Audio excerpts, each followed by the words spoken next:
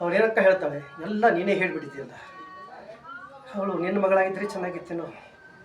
ಒಟ್ಟಿನಲ್ಲಿ ವತ್ಸಲ ದೃಷ್ಟಿ ಹೆಂಗು. ಈ ಸಂದರ್ಭ ನೋಡಿದರೆ ನನಗೊಂದು ನೆನಪಾಗುತ್ತೆ. ಬೇಲಿ ಹೊಲುವ ಮೇವಡೆ, ನಾರಿ ಮನೆಯಲ್ಲಿ ಕಳವಡೆ, ಏರಿ ಕೆರೆಯ ನೀರುಂಬಡೆ, ತಾಯಿಯ ಮನೆ ಹಾಲು ನಂಜಾದಳು, ಯಾರನ್ನ ದೂರಬೇಕು ಕೊಡಲು ಸಂಗಮನಾಥ ಅಂತ. ಬರ್ತೀನಕ್ಕ.